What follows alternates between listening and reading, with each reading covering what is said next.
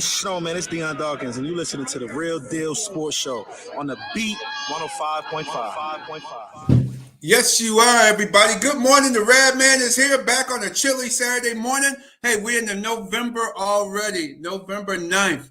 Man, the time is flying by. We got high school football to talk about. We got the NFL, the Buffalo Bills. Of course, we're going to talk about the Bills-Dolphins contest from a week ago and preview the Bills-Indianapolis Colts game coming up tomorrow afternoon.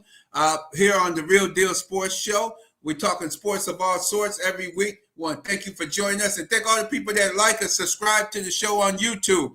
Check out our podcast and our pregame shows and after the game, post-game shows. Thank you to so many people watching that one from Seattle, Washington. Man, I got record numbers of people viewing that post-game show that I did live on the field at Lumen Stadium out in Seattle, Washington a couple weeks ago. Very good. And also thank you for watching the one from the last week from Highmark Stadium where the Buffalo Bills defeated the Miami Dolphins in a thriller. Excellent football game. We want to thank all of our guests and everything that come on each week. But first, most people are talking about, of course, the elections. Everybody asking, what do you think about that? What do you think about the elections? Hey, somebody got to be a winner. Somebody got to be a loser. I must say I was disappointed. Hey, and how much of a beatdown it went down as a landslide in there. But we all got to work together in the country. Hey, we definitely not going back to the old days, the old ways, because the old days and old ways wasn't good for people of color. So, hey, we ain't going back to those days. We're going to fight. You got to keep struggling, keep your kids in school, educate your kids. Make sure the young people know what's going on. I asked a lot of young people as an educator myself within the Rochester City School District. You asked a lot of young people, hey, it's great. TikTok, Instagram, all of that is fine and dandy, but read some books, y'all. Read, young people. Y'all got to read. Look at the footnotes. What's a footnote? That defines of where you got the information. The person that you're reading, whoever the author is, the person who wrote the article or wrote the book, where they're getting the information from. Now, on these social media platforms, which is good for different things, but they're not good for education, for you learning things and shape. People repeating stuff on off of these social media platforms don't even know who said it, and you repeating it like it's the truth. You can, educate yourself, educate your mind, and when you educate your mind, read. Readers are leaders. Readers are leaders. You got to read, young people. You can't rely on Facebook, TikTok, Instagram for your news. That's not your news. You got to look it up. Find out who said it, who wrote the article, how did they come about that definition. So please, when you watch our show on YouTube, like us, comment, and subscribe to it. We don't tell you what we heard. We tell you what we know. We go right to the people that talk about the facts of dealing in sports and in real life dealing with other issues in life. You call, if you need your house painted, you're not calling a plumber to get advice on what a plumber is saying about how to paint a house. You want to get that information from the source, and that's what you need to do, young people and people out there in radio land. You just get the source, find out who's saying this. Is it factual? Is it not? Because, man, there's a lot of misinformation being run around here. Just because somebody say the same thing 1,001 times, that don't make it true, y'all. That don't make that information true. You got to look it up to make sure, hey, where did he get this from? Is this correct? Let me see. Let's see where it's coming from. I'm like, look it up. Find out about it. This basic stuff. So keep that in mind. Hey, big disappointment with the election, but hey, that's how it goes. You got to have some winner. You got to have a loser. In this case, it looked like nobody's hollering about, thank goodness, everybody's saying this was a factual event, which it should be. Most of the democracy should be, hey, there's a winner, there's a loser. You count the votes and you go on from there. Let's hopefully we can work together to make this place a better world that we can live in. You kids can't be saying this is that, we hate this, we don't like that. Got to try to work together. And hey, you people coming out there with these text messages, man, get a life, man. Get a life. Get a life. And come on. That is ridiculous. Text messaging people, trying to scare people, really? No, man, we ain't going backwards. We're going forwards. This ain't the 1700s or 1900s. This is the 2024 going into 2025. We ain't going back, plain and simple. The Radman says so. So now we're going into sports of all sorts. Talk that Buffalo Bills big victory. It was a thrilling game back on Sunday afternoon at the Highmark Stadium. I thought the Bills came out. I thought the Miami Dolphins really came out, played their game. They looked faster than they did when they played that Thursday night game against the Bills. I still think the Heat took that 100% humidity of their game, their opening game against the Jacksonville Jaguars, Jacksonville Jaguars took too much out of them. And when they played the Bills Thursday night, they didn't have their legs at all. And the Bills were just coming off the ball on them and dominated that game. This game was a much evenly matched play game. Bills, Dolphins, they went back and forth. I think the turnover by Raheem Mostert, I think that turnover, that fumble that was caused by Teron Johnson that always comes up with the big plays on the Bills defense, I think that was what caused the fumble, was the turning point in the Bills-Dolphins game. It came down to who had the ball the last play, and it came down to Buffalo getting down the field, being able to have Tyler Bass redeem himself with a 61-yard field goal. When he kicked it, you could see that ball was going. I said, man, it's got the distance, but is it going to be accurate? And he nailed it, put it almost right down the middle, a 61-yarder. Congratulations, Tyler Bass. Hopefully that will propel you to continue to have a good season coming up with us. And keep in mind that helped out. This first half segment is brought to you by Challenger Community News. Check out the real news here in Challenger Community Newspaper, Rochester's largest weekly African-American newspaper. Got an excellent article on Principal LaCasa Felton. LaCasa Felton got a beautiful article on her in the paper, the principal of Edison Tech, implementing several school improvement initiatives over there at Edison Tech. So check that article out. Miriam Rivera Insurance Agency advertising. You got a lot of good articles in there talking about a Veteran Day to salute Black veterans is on there as well. And a historic win for a chairwoman, April Baskins, a friend of the show. April Baskins, congratulations on becoming the first Black woman and the first female Democrat to represent the Buffalo area in Albany. Congratulations. So, hey, we still got some firsts. That shows you how long way we got to go as a people, y'all. This 2024, and she's the first Black woman to be represented the Senate in Albany. That says that speaks volumes right there, y'all. It's a lot going on. Hey, you want some fur coats? They got a lot of sales going on there for those furs, y'all. Oh man, people always comment on that ad. That's one of the most popular ads. Man, where you get that fur coat ad from, Radman? Where you get people? Hey, if you like a fur coat, they got a big sale, 50% off on fur coats. I ain't telling you who it is. You gotta pick up the Challenger Community News to find out who that is. J-GILLZ. J-GILLZ, welcome. Good morning, J-GILLZ. How you doing this morning? Oh, good morning. Good to be here on the Real Deal Sports Show each and every Saturday morning, 8 to 9 a.m. on the Beat 105.5. Talking good stuff, Radman. Talking great stuff this morning.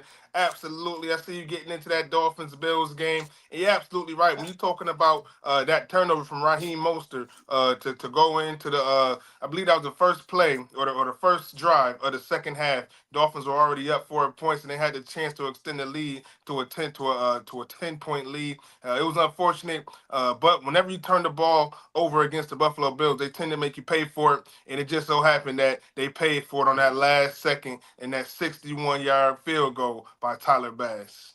Absolutely, and the defense, even though the defense, Dwayne Smoot played was hurt, you got more defensive guys going down with injuries. Let's see. Matter of fact, we're gonna hear from the Bills defensive coordinator, Bobby Babich, BacSpin. Let's see what he has to say about the Bills defensive situation. George Redney, Challenger Community News. How you doing this afternoon? Hey, George. How are you? Pretty good. First question is, on these wrist injuries, I noticed DC Dwayne Carter as well as Dwayne Smoot with wrist. Normally, you guys have broken fingers or dislocated fingers, from hitting. But how are these wrist injuries occurring? Is it on tackles or is it on blocking or techniques? How is this coming about? George, I wish I knew. Because if I could help prevent them, I would. Yeah, it's mostly usually the fingers and things of that nature, but wrist is just odd. And now you have two people with the same, what sounds like a similar type injury at the present time. But next question for you, Jonathan. How's he been doing on the? I know he's on the practice squad. He had some playing time last year. how's he been coming along this season? He's doing a great job, working his butt off every day. Comes to work with a smile on his face and works his butt off. And Kingsley's a very important member of our team. Yeah, and also with your scheming on the defensive side, it seemed like, was it the misdirection of what Tua was doing with the ball that seemed to cause the defense a little confusion and allowing their running game to go because of the misdirection that they were running? There's a lot that goes into it, George, with Miami. There's a lot of motion. There's a lot of different ball handling that they use. There's a lot of different things. But in the end, we played them plenty of times. We know the style of play. We know we can be better on our end on a lot of different things. And now when you get next week, you go into Indianapolis and you face this time a quarterback that's more of a in the pocket statue, what we used to call a statue type quarterback. Does that also help your defense in gearing up and coming up with a game plan of how to contain a quarterback like a veteran quarterback like a Joe Flacco? Yeah, I mean, every quarterback presents their own challenge, right? And we have to handle our business, George. We have to play our brand of football. We have to have an awareness of our opponent, and we got to come up with a good plan for our players. We got to get them playing fast and execute. And if we can do that, usually we're in pretty good shape. All right. Thank you very much for your time. Good luck in Indianapolis. You got it. Thanks, George.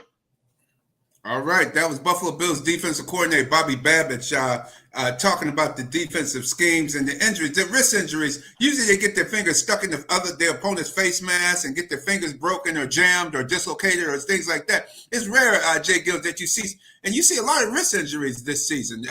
Your comments, J-GILLZ?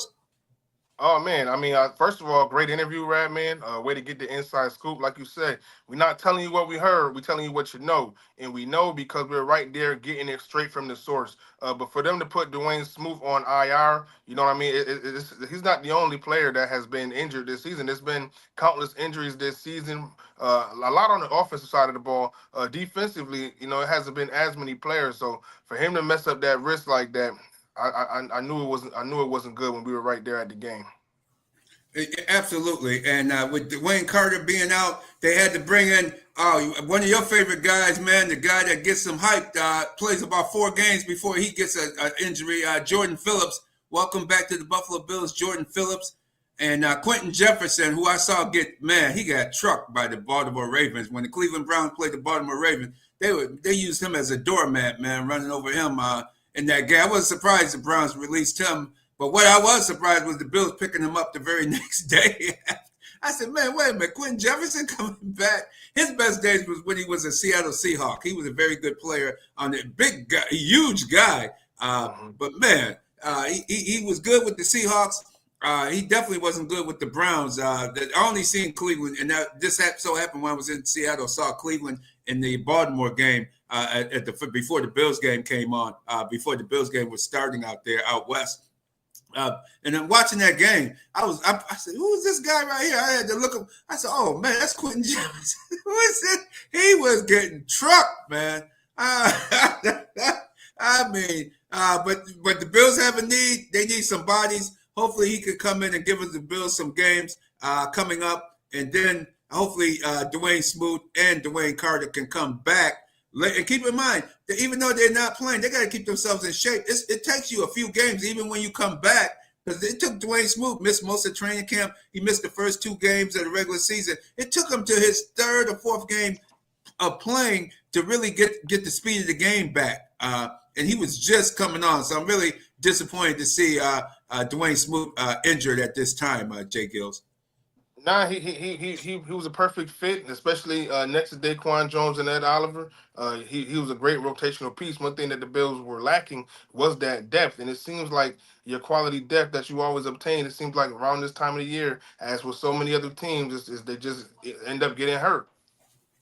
Yeah, it's an injury bug, and that's why you have 15 guys on the practice squad. We switch over to the offense side of the football, and you see on that last play of the game, one of the later plays of the game, Keon Coleman was nailed by Jordan Poyer. Jordan Poyer, to me, did everything right. He led with his shoulder, and of course, when you lead with your shoulder, your neck and head is connected to your shoulder. So if you lean to your right or left, your head, guess what? That's where your head, your neck. So I thought it wasn't a penalty. I thought that was a bad call by the officiating there. Of course, the helmets are going to collide, but he led with his shoulder, hit him. He took the brunt of the hit was with the shoulder, and of course, with the shoulder, the head will follow. I think they got to do something about that because it happened in the Baltimore Bengals game, the same type of hit, and they didn't call it in that game, but they called it in the Buffalo Miami game. Your thoughts on that referee on that aspect of the game, J-GILLZ?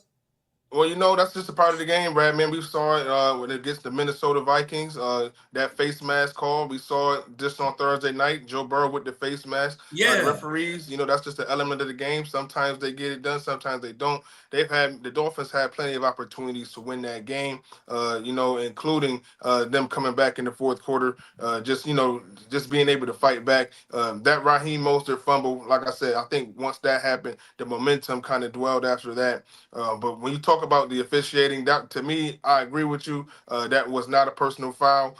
Not to mention a couple of those spots weren't good either. I know that pass from Josh Allen to Mac Hollins. Typically whenever a pass is completed, I thought the referees were the one to place the ball on the hashtag, on the hash lines. But no, they allowed Mac Hollins to spot his own ball. And, to me, that was unacceptable too. They ended the playoff game when I remember the Dallas Cowboys tried to do that a couple years back in the playoffs. Mm-hmm. And the referee snatched the ball out of their hand because they had to, and then time expired. But no, not in Orchard Park. Not when it's Mac Hollins and the Buffalo Bills. Those referees allowed them to spot the ball on the right hashtag when it was supposed to be. They centered it. They're supposed to be on the left hash, and they got away with one. But it's NFL, man. It's the NFL. And I was sitting next to you in the press box, like people out here in Radio Land. This guy was hot about that play. I forgot about it until you just mentioned it. I said, "Oh yeah, that's right. You're gonna definitely bring that up. You can't spot your own football, and that's what Mac Hollins happened to do."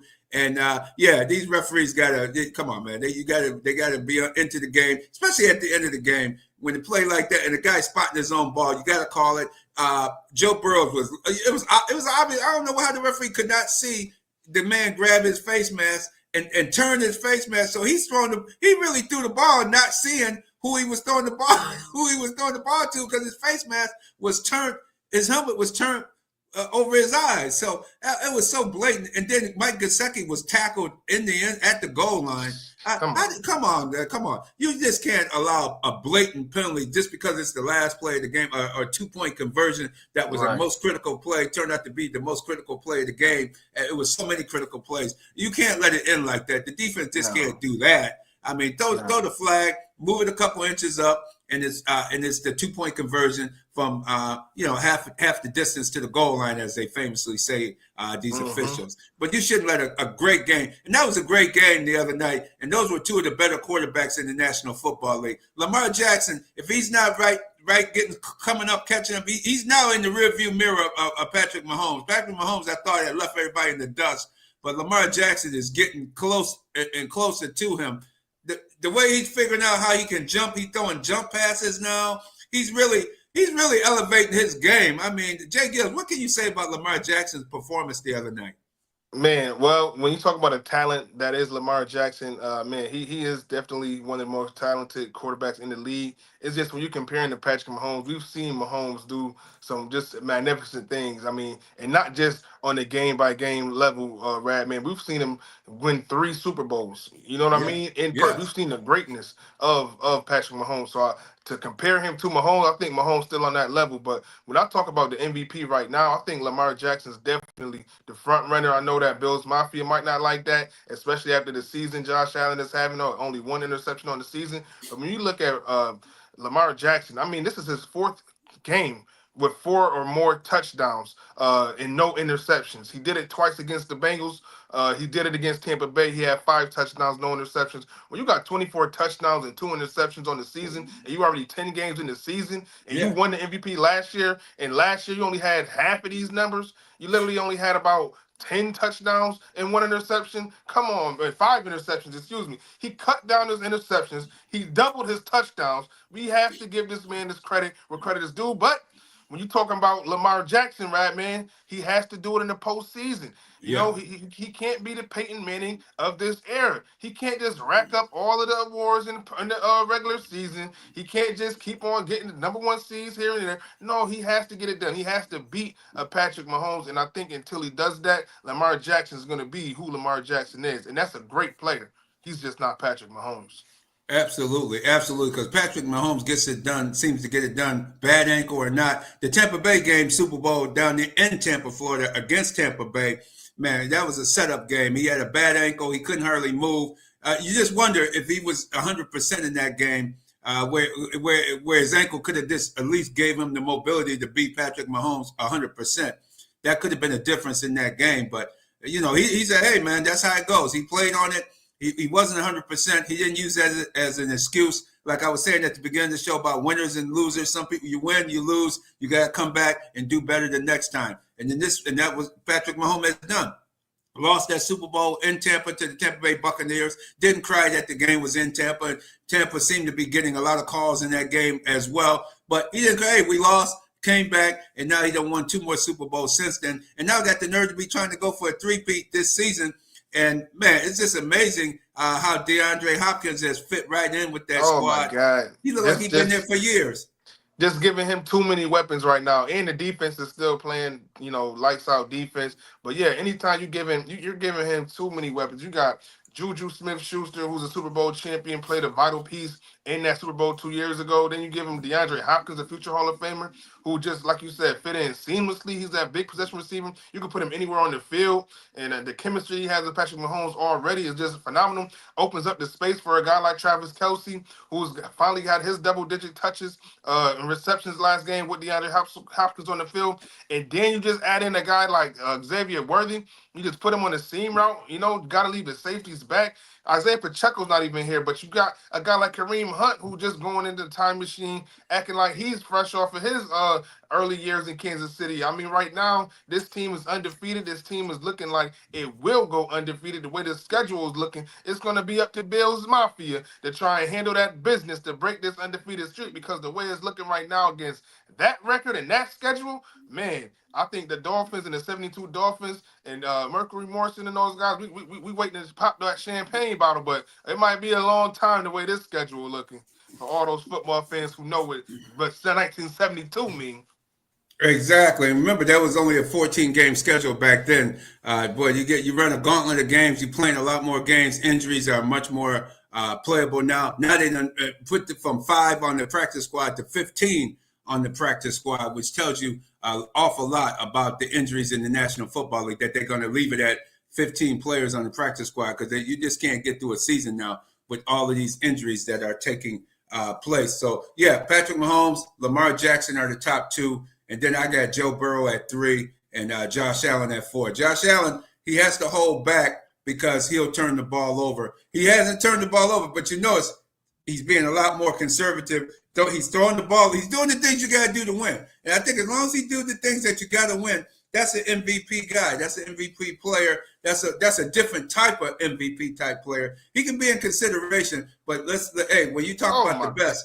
So for the record, are you talking about best quarterbacks in today's game, or are you talking about your MVP favorites? And my MVP, no, my guys in the game. No, because Burrow's not an MVP favorite due to his team. No, he's not MVP due to their record. Radman, where do you have Josh Allen for Bills Mafia? Listen to the Radman. Where do you have Josh Allen ranked right now in regards to the MVP favorites? Call us in, y'all. Let us know what y'all think too. Yes. Call 595-1055, 595-1055. MVP favorites. MVP Patrick Mahomes, Lamar Jackson. Lamar right now, just because of what Lamar is doing. Lamar, to me, is the favorite right now as we go into week 10 of the National Football League season. Patrick Mahomes there at 2nd. Golf, I mean, I can put golf right up there, right? Golf is closing in with all the games that golf has been playing with consecutive passing. I got to put golf right up there. Dang, you ain't got JA-17 in the top 3, right, man? Man, only because of what they're doing offensively. These guys are offensively putting the ball down the field and making some. I mean, you go 18 for 18, 20 for 20. That guy's only, I mean, Goff is quietly, he doesn't get the publicity, but that guy is having a hell of a season. This is the best season I've seen him have offensively, where he's consistently getting the ball down. I mean, he has very comfortable in that offense. I agree. Very comfortable. This is his third season with the offensive coordinator there. He's got the pieces in place. The offensive line is tremendous. And whenever you got the best offensive line in football, you're obviously going to be making some noise. Patrick Mahomes, to me, isn't in the conversation right now. Although his team is undefeated, I feel like he's got a lot. He's loaded offensively and defensively. They haven't skipped a beat. I got Josh Allen right now. With Stephon Diggs going, I got him number 2 right under. I got him right under Lamar. Oh, you got him right under Lamar. 1.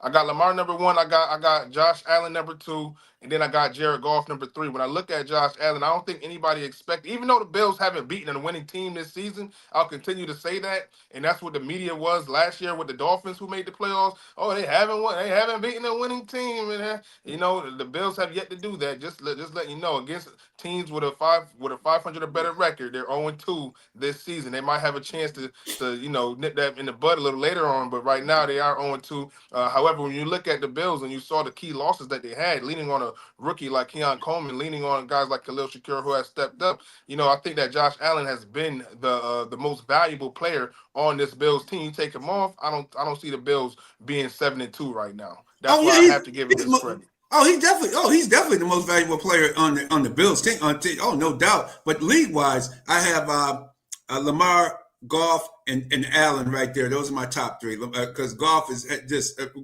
throwing the ball seamlessly. Josh Allen against the Dolphins, throwing the ball into the ground. Kincaid should have caught 3 or 4 more passes. The Houston game really sticks in my craw, man. That Houston game, guys were wide open, man. Mac Hollins was wide. He bounced them, but we are not playing basketball. To me, it seems like he got Josh Allen might have a dead arm or something right now. It happens every year to different quarterbacks as the season, such a long season, and especially you go from warm weather now into that colder, cooler weather, and his arm looked like, because even Sunday he had Kincaid open and he was bouncing the ball. He couldn't get the ball to him effectively. The Houston game stands out at me with the game that Bills should have won that game. He bounced a lot of balls to various receivers in that game, and that's another reason why I don't have him at number 1 or number 2 spot, because he's had games where it was on him. His throwing mechanics. He's not throwing it fluently like Lamar is and like Goff is. Those guys are fluid right now. The ball, he's putting it right in there to the guys where they can catch it and keep running yards after catch. Those guys are just, those 2 quarterbacks to me are above it all. Patrick Mahomes having a little rough year. You're right. Patrick Mahomes is not right now. He's not in consideration for the MVP right now in the top 3 or 4 guys in the National Football League overall. Because you're right, he's having a lot of trouble, but they're just winning. He's just keeping that train moving forward. They find a way to win each week, and that's what it's all about in the National Football League is winning. You gotta keep winning and keep it moving to the next level. And we're going to move into the next segment of high school sports coming up next. And that's next segment is brought to you by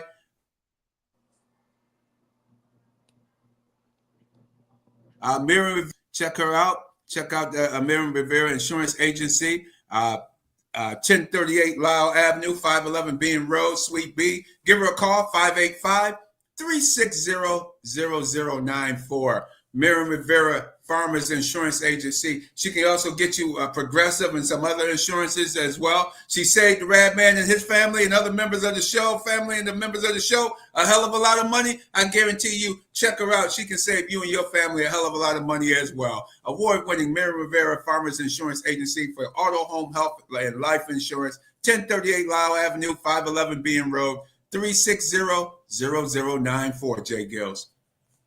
Yes, sir. And we're going to talk high school football. And as we get into this high school football talk, we're going to bring in our one of our high school football gurus, Bilal Smith. Bilal, welcome back to Real Deal Sports Show. How you doing this morning? Good, as always. Thanks for having me. Before we get into the high school football, can I get a little piece of that MVP talk? Yes. Yeah. Go. Go ahead. Go right ahead. So. Again, I think we all agree Lamar Jackson is the MVP. I'll say this: I think a lot of people have misconstrued the argument a little bit because they say, well, how could he be MVP when you got Derrick Henry, who could also be in consideration for the MVP? But if you look at what he does, the way he creates running lanes for Derrick Henry, because you gotta honor what he's able to do. I mean, if you got any questions about whether or not Lamar Jackson was the MVP of the league, Thursday night should have answered every question you had. No one is asked to do more in order for their team to be successful. He's the NFL equivalent of LeBron James. No one is asked to do more for his team to win and be successful in the NFL than Lamar Jackson. My second, and again, I know this, this might not seem like a popular pick to a lot of folks, but I'm going Jaden Daniels. Jaden Daniels not only has the Washington Commanders, in contention, he's a culture changer. And it's hard to change a losing culture. And he's come in and his presence and his play has shifted the culture in Washington. And then honestly, I don't know that. I don't think that it's this brother doesn't get enough consideration for me at 3. And again, if Jaden Daniels wasn't doing what he's doing in Washington, I'd have him at 2, and that's Saquon. You say who now? Saquon. Oh, Saquon Barkley. Okay. Again, think about as much as Philadelphia started off 10-1 last year, after they lost, they started losing and the rails fell off. And so for me, to see what Saquon has come and quietly done in Philadelphia, and then again, this brother puts his body on the line in ways. He reverse hurdled the kid last week. A grown man. He reverse hurdled a grown man last week. He brings the stability. And so again, this is kind of my last thought about Saquon. What he does for that offense is he gives them identity. You didn't know what they were going to go to or what they were going to run in situations where they needed somebody to make a play last year. You know, this year, unequivocally, they're going to try to figure out a way to get it to Saquon, and as they should. So I think what he's done over in Philadelphia, and he saved Nick Sirianni's job in a lot of ways. Even because despite all of the you see them. Just miscues that from a coaching standpoint that Sirianni will make. Saquon has been able to, quietly make sure that Philly stayed in contention. Yeah, for real, because for a winning team, man, they're giving that head coach a heck of a lot of problems. Oh, and but on the field, they show up and they handle their business. Seems to be week in and week out. It's tough to beat the Philadelphia Eagles, and you're absolutely right. Thank you for bringing up Jaden Daniels. I forgot about him. That's right. He should be right now. He definitely, when we're talking about now, we'll see how it goes the rest of the season. Will he hit the rookie wall, that proverbial rookie wall? But you're right. They have a totally different attitude there in Washington. And you see it, and you're hearing through the grapevine that players want to go there. Players all of a sudden want to go to Washington and play with him. One guy wanted to go there before the season even started. He was trying to talk his way out of one team. I know he played with him in college, and he wanted to talk his way off of that team and get over to Washington. So they're a destination spot all of a sudden. So that bodes we know who appreciate the Jaden Daniels brought it. We got to shout it out Fanatic. Fanatic definitely appreciate that Jaden Daniels. We had to bring up Daniels for sure. Exactly. And Fanatic very happy about that. I know he's getting ready for that LSU-Alabama contest tonight. That's a big one down there in Baton Rouge tonight, going on down that way. But let's roll back into the high school season. Last night, you had another major upset with Rush Henrietta defeating UPrep down at UPrep's own stadium, 13-7. But why does UPrep get their butt whooped in their stadium every year, it seems, in a major sectional playoff game? So I'll say this. You know what? That's a great question. But if if you followed Rush Henrietta this year, they are a game opponent. They come ready to play, and they have a young man at running back who is, I mean, he's outstanding. He is simply outstanding when you see him, and they stick to their script. They are very, we talked about this. Styles make fights. Mm-hmm. They are going to run the ball, and they're going to consistently run the ball. And guess what? The teams you prep and lost to this year. Guess what they do well? They all ran the ball. So when you can run the ball well, what you also do is you keep preps high-powered offense off the field. And that's exactly what it was last night. Before we go, let's hear what the head coach Joe Monsantos had to say about the big win last night. In the beat 105.5, Coach Monsanto, what was the key to this victory tonight? Well, I think it's just resiliency. We didn't get off to a great start. We turned it over a couple times. Our defense played outstanding. Yes. I mean, to hold that team to 7 points is a credit to our defensive staff and our kids. Was it something you saw on film that you guys were able to defensively, you shut almost everything down?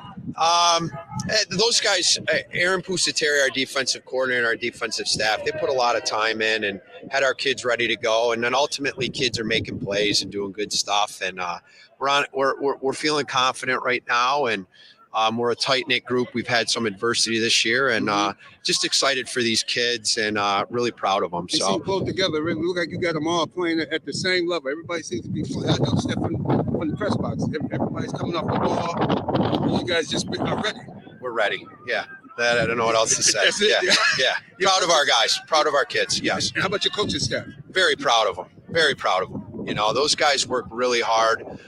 Some of these guys have been doing it for a long time and put a lot of time into these kids. And ultimately, the kids are listening and being coached, and that's what matters. Thank you. And you heard that win. That win was so bad out there that they couldn't run shotgun. They had to get closer to the center. And even on punts, they had to get right up. One guy got up so close. One time UPrep punted it. He punted it off the helmet of the guy that was in front of him, supposed to be blocking for him. And that was a missing. The ball, fortunately, but the wind actually carried the ball down the field, so it didn't hurt him in that. But that wind was a factor as well, as you could hear in that interview. And let's hear a quick word from Wagstaff, the defense of one of the defensive leaders of this team. Let's hear what him and some of the defensive teammates had to say.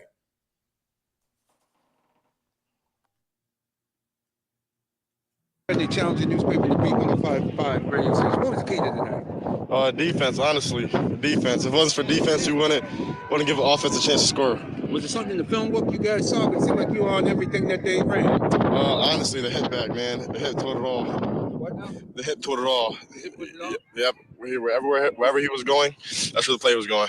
All right. Anybody else here right here? Any comments on that defense? Honestly, I don't think it really mattered what they ran. We were hitting them so hard. We were playing so hard on defense. It didn't really matter. We were just tackling them and making plays. We watched so much film. We were ready for this. Came out with heart, came out with strength. My saying is we stay humble. Yep. We don't expect to win. We want to win. That's our motto. All right. Thank you. There you have it. Bilal, comments in those trenches. Man, they were hitting so hard out there, you could hear it all the way on Lyle and Mount Reed, man. They were popping, man. They actually held guys up and waited for other guys to come over and just get their licks in too, man. That's how physical of a game, a beatdown. The game was 13. The score is much more closer than what we saw in the field. You would have thought it could have easily been a blowout from the physicality of what West Henrietta put on UPrep. Yeah, if you watch Rush play at all this year, that is their personality, that is their identity. They are going to be physical at the point of attack, offensively or defensively. They're making sure. We used to say, hit and don't get hit. Hit first, not second. That is the mentality that they play with. A guy I played with at Brockport, Mike Candello, who was a D3 All-American defensive tackle when we were there. His son plays on the team, and he's on the coaching staff. So again, I know the mindset and mentality of of that. Again, when you got guys like that around your coaching staff, you know there's going to be a physical brand of football, and they play that way. And I'm not surprised that, especially when you're a team, and I think I'll say this as well in general when it comes to Section 5 football. One of the reasons why you have to be able to run the ball in Section 5 is because when you get to this time of year, if you can't run the ball, it's like in Chicago playing for the Bears. Mm-hmm. At some point in time, when the weather shifts, you got to have some ground game attack in order to offset the weather conditions. And I think that definitely impacted UPrep last night, as well as we'll get to McQuaid because I was so disappointed in their coaching staff last night. Yes, that game. Now we switch over to McQuaid Aquinas, which Aquinas winning 21-6. What disappointed you about the coaching staff? Well, okay. What disappointed me, matter of fact, let me start this way. Well, go quickly because we're short on time. Congratulations and shout out to Maurice Jackson, who's the head coach of Aquinas, RCSD, Marshall grad, Syracuse University, Buffalo Bills. He did an outstanding job, and his kids, Darian Battle was the standout last night. Darian Battle, I mean, he made every play they needed to. They needed to play. Darian Battle made it. But what disappointed me was, so the game was close. Mm-hmm. It was 7 minutes left in the fourth quarter. The score was only 7-0. McQuaid scores. They get a penalty, and so it pushed the extra point attempt back, which the win affected and impacted. So it was now 6-7. McQuaid goes down, and Aquinas goes down and makes an amazing drive. In the last possession offensively that really could have tied the game for McQuaid. They had plenty of time left in all three timeouts, and they went to this all out passing game, like the 2-minute offense, and they had timeouts. They had opportunities to run the ball, especially with the rush that Aquinas was getting. You got to offset it. You got to run a draw, a screen, something to offset the pressure that your quarterback is under every play. Right. And then unfortunately, and it's 4 down territory. Everything is 4 down territory. So why would you not, if it's 3rd and 5 or 6, why not see what you can get on the ground or with a draw or a screen or something, right, and then see, then put yourself in a 4th and manage rule. It was like 4th and 6 or 7. The young man, they put the young man in a bad position to now have to throw the ball to make the first down. He sailed it. They ran it back for a pick 6, and that was the game. Once absolutely. And so it's unfortunate because I feel like, the play calling. I felt like the play calling didn't put kids in the best position at times to win that game, win a winnable game.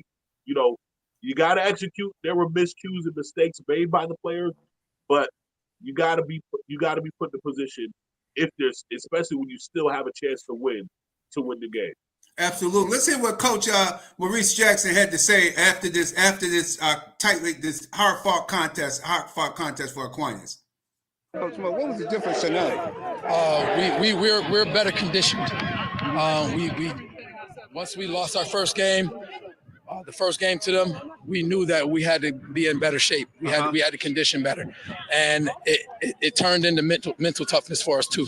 And that's what it took. It took 4 quarters of us pounding with them. That's a really, really good football team down there. Yeah. And we went out there and we matched their physicality, and our playmakers came through in the end. 21-6. That's tough to hold them to almost scoreless. You almost had a shutout going there. Our defense is real, man. Yeah. Our defense is real. We got players on defense, and we got a hell of a coaching staff that puts them in the right positions. And what's the key for the young people buying into this? How do you get belief, them to buy into it? Belief. We coach these guys, and we like to show them that what we're doing makes sense. And they when we raise their brows to understanding what they're doing, then it's easy for them to buy in. So we really coach them. All right. Then next week you have Russian Ritter coming up next weekend. So Yes, sir. You just take them as they come. Yep. That's it. One game at a time. We got another one next week. We're going to prepare just like we have all year, and we're going to get another victory. All right. Thanks, Coach. There you have it, Coach Jackson basically saying, and I can see they believe in him, J-GILLZ, they believe in him. But we're going to go quickly to an interview with Quante Gilliams and hear what Quante Gilliams of Aquinas defensive end had to say about this victory. Could get passes and go to the championship, but we were ready. What's it like watching Darian play, man? Hey, man, that's my guy. I love ever since he came here. A bond was pretty much automatic. I love having the best running back in the 5 of my team. Who wouldn't want that? Props to him. Props to everybody on the team. Props to the O-line for sure for making his job easy. And then obviously props to him again for making plays with the ball. Great game. All right. Thank you. Great game. Real good Thank game. you. How you guys going to prepare this coming week for Russian Ritter? We know that they're obviously a good team. Obviously, the teams they've upset. We're just gonna go back to work. Like this is just a game for us. We have a bigger goal. Obviously, want to break, and hopefully, maybe even get a ring. But taking it one game at a time and just preparing, going back to practice like usual. And what was the big difference you felt tonight? I feel like we imposed our will. That's our new saying for the playoffs. Impose our will. Believe in each other. Don't get too high. Don't get too low. Just stay constant throughout the whole thing. Beautiful. And all right. And getting ready for next week. Just prepare. Yep. Study film. And all that. Oh yeah. Be ready for it. All right. Thank you so much. There you have it, Quante Gilliams. Man, he's big too, man. He's a big lineman, man. He look like he could be playing college ball already. He's a big boy. What I want to say this about the two teams in the title game for Class LA Sets 5. What you notice about both of these teams is they are the two teams who from game one, and I've watched many games by both teams this year. They have stuck to their identity. Their identity has been, you've known what their identity was from game one up to this point in the season. You questioned or doubted with other teams. What is their identity? What do they go to? Who are they? And you see that's when you know who you are and what you are, you stick to that. So it doesn't surprise me that these are the two teams at the end. I thought McQuaid had enough to win in a very winnable game. But Aquinas, as Coach Jackson said, they were mentally tougher.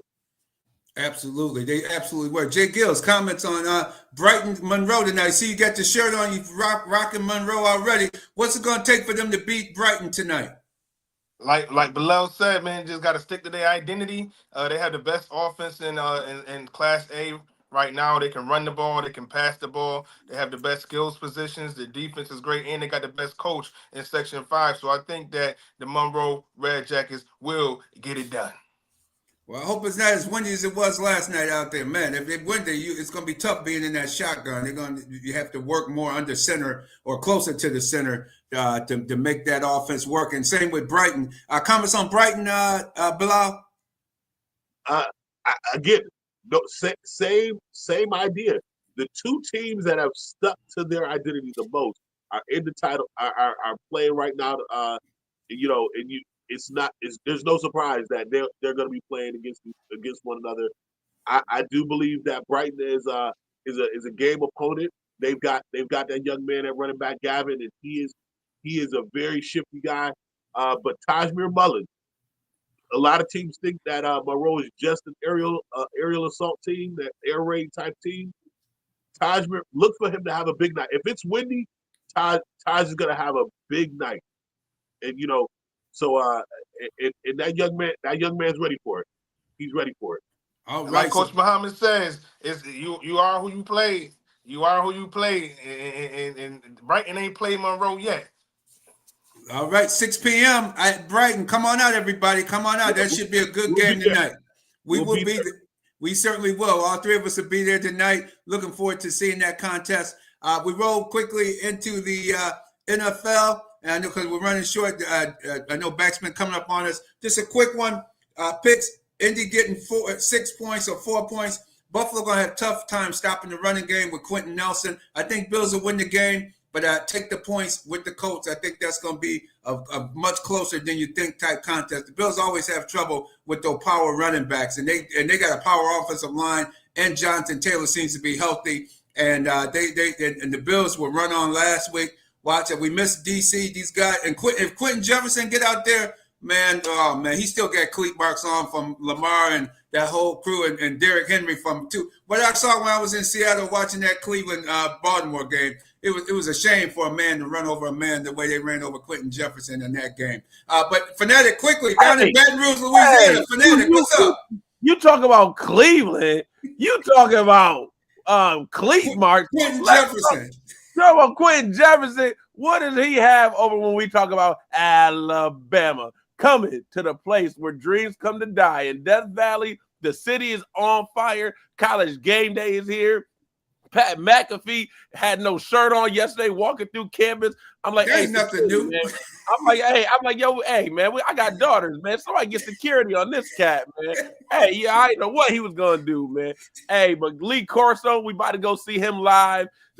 Kirk Herbstreit, the whole crew, Baton Rouge, LSU, Alabama. It's a straight up playoff game right now. Alabama's favored by 2.5 points. Nick Saban is in town. He went to the women's basketball game, but we don't got to see him shucking and jiving, Radman. We know how you feel. Oh, the pimping. He ain't pimping, was he? He didn't have his Stacey Adams on, did he? He didn't have his Stacey Adams on, did he, last night? He was looking clean. He was looking clean. And I can tell you there were some good meetings. We had dinner at Drago's last night. Nala, my daughter had her first time at Drago's, and we were next to the back room. It was definitely some interesting conversations. I know y'all was trying to get a little political. There was whispers that they might, because of what happened on Tuesday night, there may be a real life tiger trying to lead the team out the stadium today. I'm like, oh, good God Almighty! They're gonna let that tiger back on the field again. They try to let him back out. Oh, Lord, the world turned upside down, y'all. Here we go. He ready to maul some people, man. I was going to say it's what, man. So that tiger, it looked cute and cuddly. That's a 500-pound tiger, man. He's still a wild animal. So yeah, don't let him out on the people. Yeah, and you gotta love it, Radman, and the Real Deal Sports Show family. They try to compare him to the UGA dog, Little Ugga. I'm like, hold on, you bringing that little bulldog out is not the same as bringing a real life tiger. Oh, good God Almighty! But I'll be in the building tonight. We'll see. It's a 6:30 start in the Central Time, 7:30 in the East. The game of the day. It's a playoff game. Realistically, the game will be won in the trenches. Everybody's going to talk all these numbers. We love seeing Jamar Chase and Joe Burrow do their thing. The LSU Tigers on Thursday night. Look for Newsome and Lacey to have that same type of connection, but it will be won and lost because LSU has 2 first-round offensive linemen, Emory and Will Campbell, but they haven't really been playing like it. They got pushed around at A&M last week or 2 weeks ago. It's going to be a beautiful day in the Bayou where dreams. You had too many of those grilled oysters. I can tell you had too many grilled oysters last night at Drago's. Oh, man, best oysters. Those grilled oysters, get them there, man. Oh, my gosh. BacSpin, you there, BacSpin? Yes, sir. Yes, sir. Hey, I hope you have some type of tribute to Quincy Jones today because that man meant so much to the music industry. From Coltrane, Miles Davis. I got to dedicate it to Quincy Jones, man. I mean, we lost an icon, a phenomenal composer, writer. He produced the greatest selling album of all time with Michael Jackson's Thriller. And, we just lost a great. People don't know that he came up under Ray Charles when he was just like 15, 16 years old. And, became one of the greatest music guys in the industry that we have come to know to date. And it's a sad loss for the music business. It's a sad loss for the music world. Quincy Jones was definitely an icon, super duper legend. You know what I mean? And there's no Quincy, there's no Thriller. Just think about that. Yes, and he did so many movies. I didn't realize he had TV theme shows back in the 60s. Yeah, he did Sanford and Son.